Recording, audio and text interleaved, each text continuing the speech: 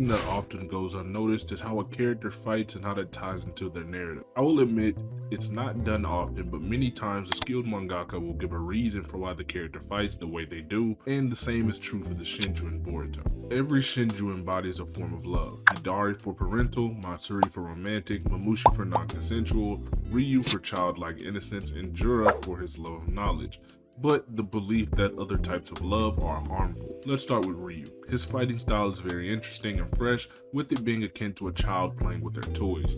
We see him using his iron sand to control people like puppets and walking around with his hands in his pocket because that's typically what children view as cool, while cracking jokes and breaking the fourth wall. He only really gets upset and throws a tantrum, spewing hateful nonsense at Sarada when he can't use his sand to have his way or play with the shinobi. This is akin to how a child throws a tantrum when he doesn't get to play with his toys. This pairs perfectly with him also taking away from Arya's weapon because it's no fun. It's no longer fun for him. So it's like taking another kid's toy. Matsuri is someone who goes in and out of attacking or being hostile to being normal and loving, similar to the stages of a relationship. How you have times when you're angry, sad, or happy with your significant other. She stabs people and manipulates her surroundings, controlling everything and throwing it around. She even talks to the trees and nature to find out stuff she normally wouldn't be able to.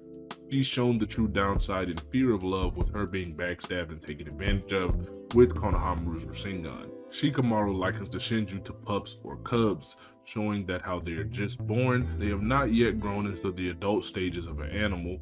This is why they are still fresh, this is why they're easily manipulated, and this is why, if followed correctly, the plan would have been successful. Because they're easy to trick, they're still discovering themselves. The entire point of the Shinjus having someone to devour is that someone will complete them, that will find their missing portion, and that will feed their instinctual hunger. This is kind of why Hidari questions what he'll gain if he defeats Sarada and eats her. Since he can't really use all of Sasuke's techniques, he needs to feed on someone like Sarada to complete not only his being but his arsenal, possibly gaining the Sharingan. Mamushi is interesting because he is highly aggressive with his fighting style and ability to peer into Ida's personal domain, showing how he operates. This partnered with how he is randomly traveling through Jura's claw marks without his consent or warning is kinda likened to him not respecting anyone's boundaries or consent. This goes into his design as well, being the old pervy man who's very creepy, which is a very common trope throughout anime. People like Master Roshi, which Igimoto is heavily inspired by Dragon Ball, fits this archetype. Of course, this is a very dark section of love, but a very real section of love.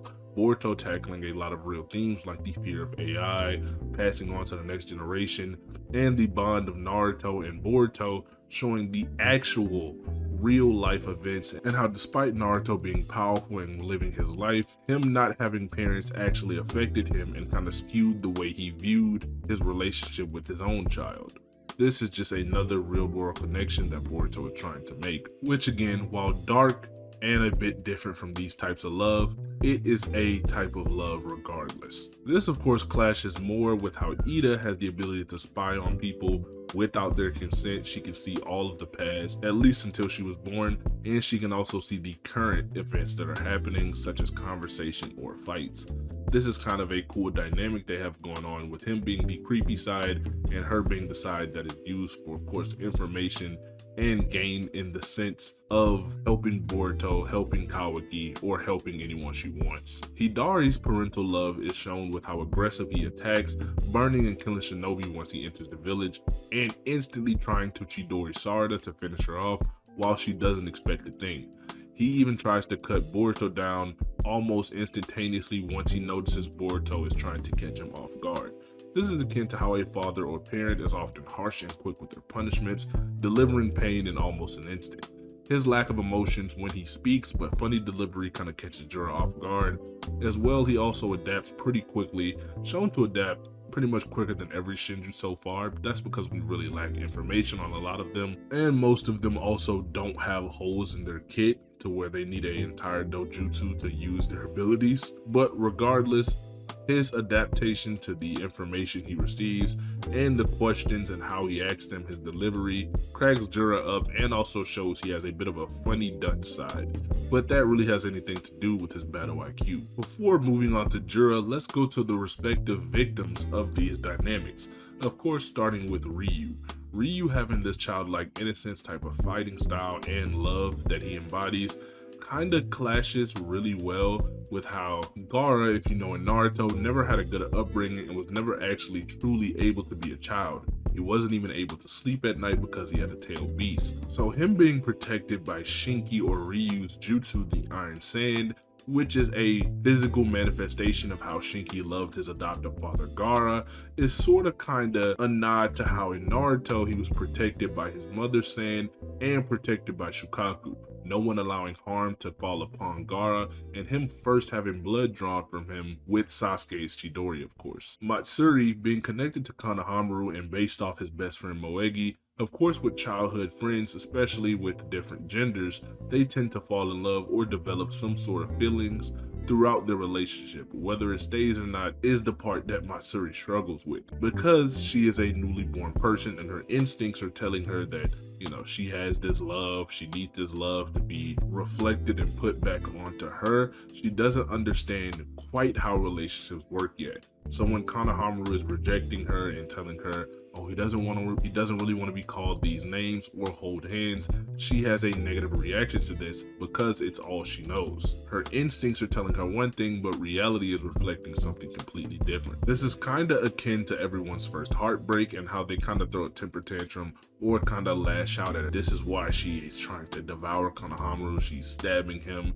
She's trying to kill him, even though she is supposed to love him. Konohamaru, of course, backstabs her, catches her off guard, and forms a Rasengan, it being symbolic of a couple holding hands, but his Rasengan forming inside of hers and destroying her hand kinda is supposed to symbolize that love hurts and love can destroy you. Of course, he fails at this because he's not the heartless beast that Shikamaru wanted him to be, and love couldn't fully overcome Matsuri, hence why she was about to kill Konohamaru until Boruto stepped in. Mamushi, like I said, is an aggressive fighter who doesn't really hold back and pretty much peeves into every part of a person without their consent. Ida is someone very reserved and shy. She is someone who doesn't like violence or barbaric tendencies and only uses her Senrigan to spy when she's trying to keep Kawaki safe or help Boruto with the motto, or even protect her own life. This interesting dynamic becomes even crazier when you realize that his opponent is going to be Damon. Damon is always around Ada and keeps his hand on Ada because he doesn't want his sister to die.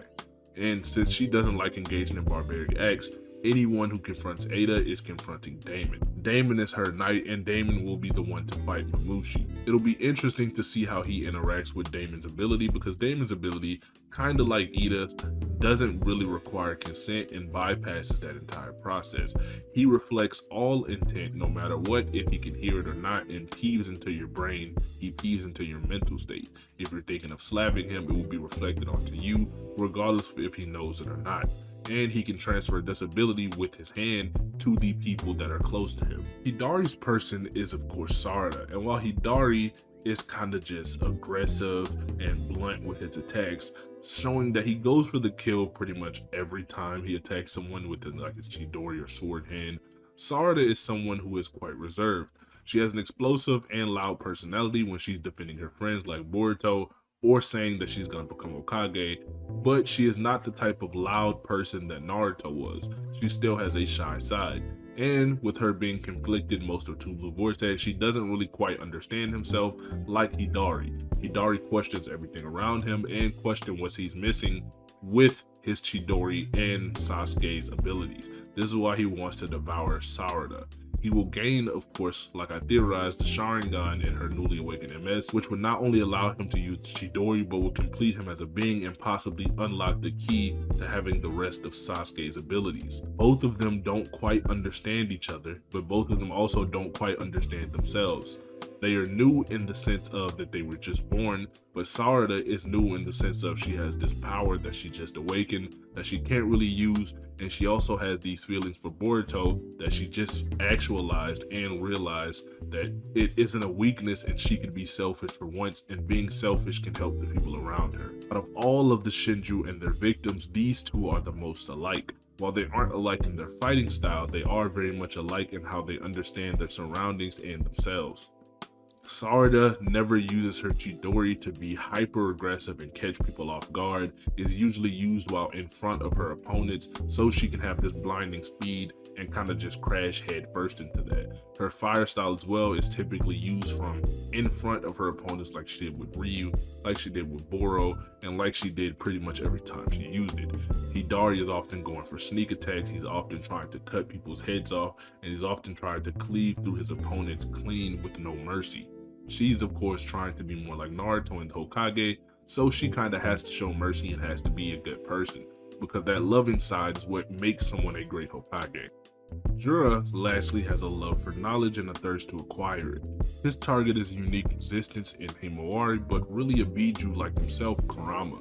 When he's fighting all of his opponents, he is often seen looking but not dodging, or anything, just tanking and experiencing this new ability or attack for himself. This is because he wants to update himself and his knowledge with these new experiences. He does this with Boruto's Rasengan and the Uzuhiko, Boruto's Purple Lightning, Boruto's Sword Slashes. He does this even with Himawari and her punches or Biju Bomb. It extends to even how he attacks his opponents. He uses a different attack every time to test Himawari's regen, to update his knowledge, since he even tells Kawaki to stop and not destroy the library because it's where he gains new knowledge. He visits the library so regularly that he even gave extra money to put on his tab so that when he inevitably comes back for more books, he is able to already have the funds to pay for it. Ikimoto has said he carries around a book for documenting his new experiences, but what's most interesting is his fear of love. Matsuri's death showed him the fear of love and how people can be backstabbed and manipulated. Ryu's death at the hands of Sarada showed him how powerful love could be, allowing her to transcend so far above Ryu that he was unable to even damage her or hit her.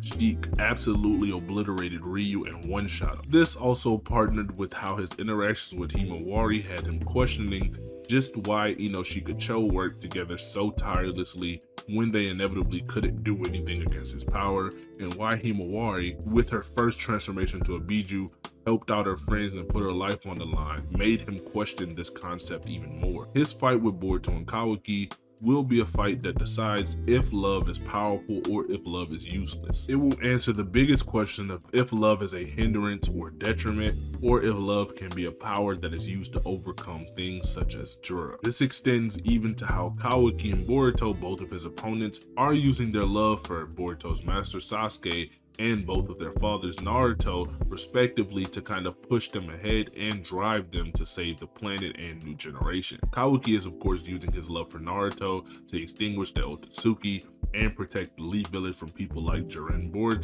and Boruto is using his love for Naruto and Sasuke along with the techniques and sword of his master to overcome omnipotence and inevitably fight Kawaki to change his mind and hopefully understand him. Both of these people teaming up with their love fully on display is something that within the coming chapters we will see will either overcome or fall to Jura's immense power. This will of course free Jura of any doubt he has on this concept called love and possibly update him as a being, completing him just like the other Shinju seek to do. Jura even questions what would happen if a Shinju such as himself or a god tree was to eat a fruit. A fruit or god tree fruit is something that contains all the information that was on the planet and currently still is on the planet, all in a giant genetic and physical mess. This would literally update Jura's mind and body, giving him the power and knowledge increase necessary to answer every question that he has. This is something I truly think elevates all of the Shinju's characters, but is easy to overlook given how it isn't really something that's too in your face or spoon-fed. I can see how many of you might have missed this aspect of narrative or aspect of character, but now that I have explained it to you, Hopefully you can find more examples of their fighting styles or their general day-to-day acts embodying the type of love that they are supposed to portray to us, the readers. With that being said, hopefully you like, comment, and subscribe, and goodbye.